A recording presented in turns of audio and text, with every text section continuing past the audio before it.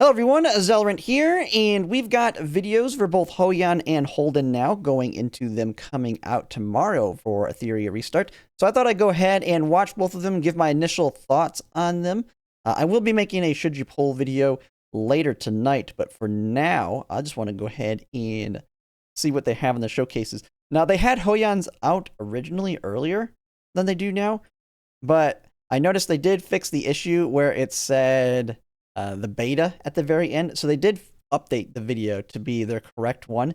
So let's see if there's anything that actually changed with Hoyan's kit. But I mean, I'm not sure they like dramatically changed it. They might have changed some numbers, but it does sound like she's going to be the same kind of skill set she was originally, which is basically an anti-revive type unit, more of a PvP focus. But let's just go ahead and see what we got here. Definitely was my favorite unit in the beta or test server that they removed for the final test. Execute. Prune, Reap, Execute. Having abandoned her sense of self and let's see the stats. Man, when you get them built up, like I feel like my HP is crap because looking at fully built units, you just have a crap on HP. All emotion. Her only trusted companion is the cold steel of her blade. He just looks great. Skill 1 performs 2 hits on a single enemy, each with a chance to apply anti-heal. Yeah, so this is what it was originally, an anti-heal basic attack. Damage, she first restores a portion of her HP, then immediately counters with her ultimate. Yeah. If this ultimate defeats an enemy, fallen allies are revived based on... I feel like that is going to be absolutely great on Doki Doki alongside like a real Mocha. I think she's going to be like, because she's all right to die. That's the one thing that's kind of been a pain with Doki is like you can go in without sustain to an extent. And then, yeah, you can bring someone like her, I forget her name, Beatun, where she can revive units, although she is fire, so she's going to take a lot of hits. But her paired alongside like a real Mocha, and then you just don't worry about sustain as much. And then when she falls, she just comes back and hits them really hard with her ultimate. Defeated targets lost HP. Defeated enemies cannot be revived. Yeah. Each trigger adds 1 stack of fleeting... I don't know how much that'll be valued in PvE, because what is considered a revive versus a new summon? Consumes half of current HP. Okay, oh man, they go through the skills real quick. Order not to be fight. Yes, they haven't really changed much. Hoyan consumes 50% current HP to deal 480% damage to a single enemy. Oh, ignoring 6.5%, so it's only a single enemy. I could see her being very, like, single enemy is not that useful on Doki Doki. I thought it was AoE. I couldn't remember. To attack a single target, dealing massive damage while bypassing a portion of the target's defense. Could be very good for Termaton. But I have a lot of hope for Holden on Termaton. Ultimate as a counterattack, dealing high damage while partially ignoring defense. Enemies she defeats cannot be revived. By leveraging her counterattacker role, she effectively counters revival-dependent teams in PvP. Yeah, counters revival. Knows no mercy. Yeah, definitely a pickup for just PvP for me. I won't be heavily investing into her right off the bat, because I've already got my Doki Doki team built, which I'll kind of go over like my account later as well when I do my Should You Poll video, because I've had some more changes to my account and it's pretty crazy now.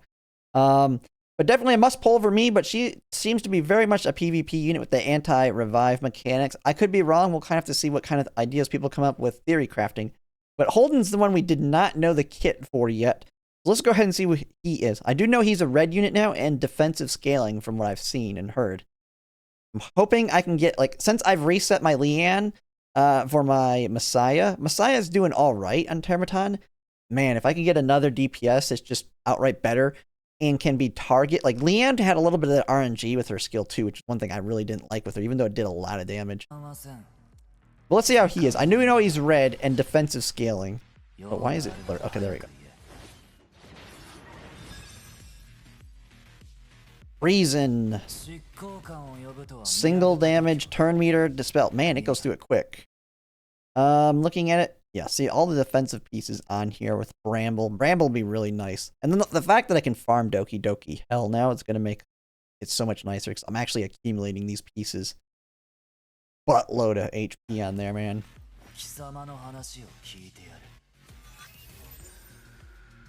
Skill preview. Skill 1. Holden delivers punishment, dealing 3 hits, 110% defense to a single enemy. Each hit has 20% defense. So he has 3 hits, and each one individually has a 20% chance to inflict a 1-turn defense down, which is reducing defense by 60%. That's huge for so does that mean I could it's a single target damage attack, so it's not like you're doing this one often, but it is a way to apply defense down. And yeah, so level 3 says it increases at 20%. So right off the bat, this is one, it's probably going to be like 10% or something here because you're increasing it to 20%. Because they show the skills maxed out in here. So just know, unless you heavily invest in units, you're not going to get them at the rate it shows in the video. Of damage to an enemy based on his defense. After each attack, Holden has a chance to inflict minus defense on the enemy. Passive execution mode. At the start of battle, Holden gains bonus counter rate and damage boost based on his defense. Oh, he's got a counterattack. Wait, let's go back to that. That's already built into Bramble. At the start of battle, for every 500 defense he possesses, increases self 10% countered and you just want a buttload of defense. Holden gains bonus counter rate and damage boost. That'll be great on Terramaton because he's an AoE attacker, so he'll counterattack him when he gets hit. Defense. Skill 2 deals massive defense-based damage to a single target. Massive defense-based, okay, 480% defense to a single enemy with a 100% chance to push their turn meter by 100%. Oh, well, that's level 5. I mean, that's level 5 right there. Level 3 brings it up to 75%. So I'm going to guess it starts off at 50% chance. Man, that is, like, if you're building someone for Terramaton, I think skill 2 is going to be the big one you push up. 4-turn cooldown, though. And that's maxed out. Defense-based damage to a single target, completely depleting their turn meter while maximizing their skill cooldown. Oh, maximizing skill cooldown? What does that mean by maximizing? Is like a boss meaning they're just going to do their normal basic attack versus like, I know like Terramaton he does his AoE pretty much every time, but then like every other time he does like a slap attack. Will that knock it back so that he doesn't do it on his next one? I mean, I don't know how that works. I know that'll be great in PvP, but I don't know much on the boss's regards to their skill cooldowns. But I can see that being extremely valuable as well. I just have to see how it works in practice. Here's the skill 3, a Dispel. When with countless eyes piercing through the shadows, Holden delivers conviction, dealing 2 hits of damage equal to 100% or 108% of defense to all enemies. So he's got an AoE. Each hit has a 50% chance to dispel 1 buff from the enemies and inflict a minus attack and minus res. So the turn meter manipulation reduces their attack.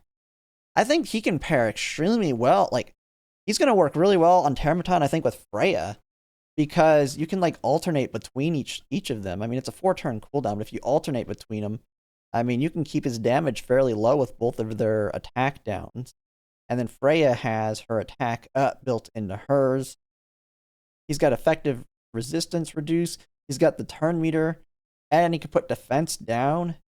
Yeah, he's looking really good for Terramaton. 2 waves of defense-based damage against all enemies with a chance to dispel 1 buff and inflict minus attack and minus resistance on all enemies. Critical hits double the effect's application rate. Holden's attack damage scales with his defense. When combat starts, he will gain additional. That's nice too. He's just going to be super tanky against them too. One thing that makes me so mad about Terramaton is his AoE non-stop damage.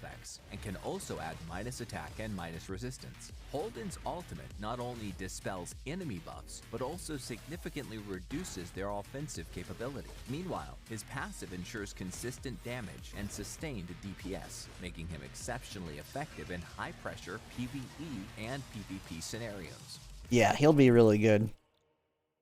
And this is what I was saying.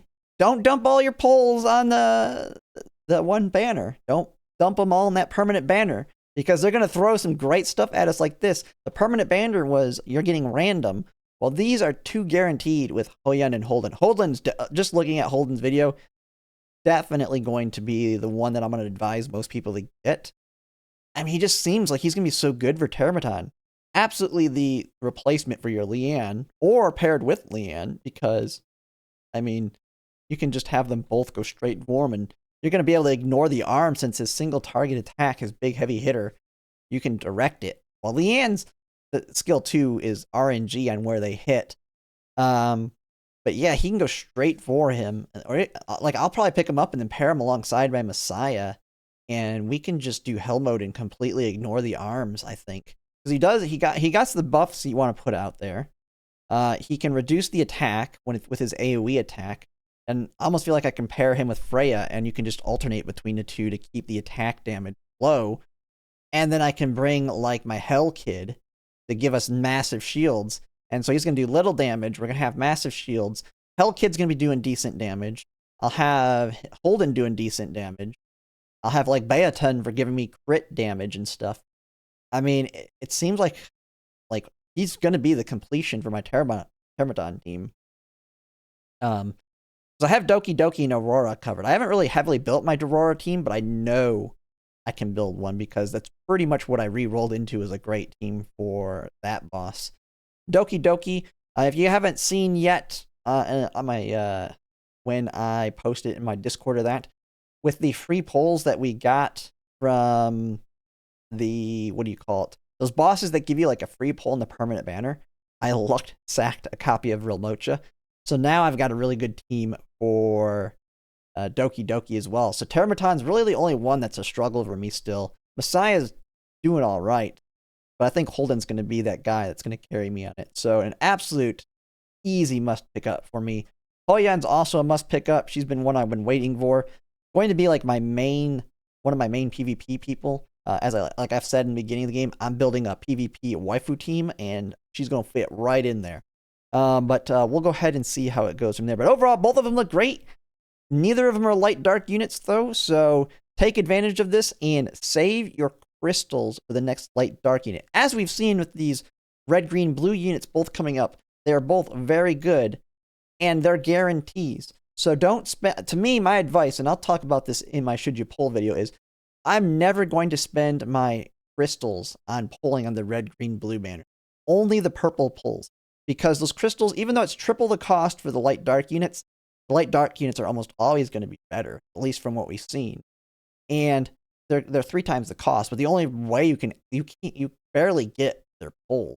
So the only way that you can efficiently pull for them is through the crystals, which we seem to get a decent amount enough that if you kind of hold on to them for a while, you should be able to guarantee them every so often. But we'll kind of have to see. Overall, looks pretty good, and I will have a follow-up video on whether or not should you pull later tonight after I get done streaming. But that's it for now, and if you like my content, if you could like, comment, and subscribe, it really helps. And thanks for watching.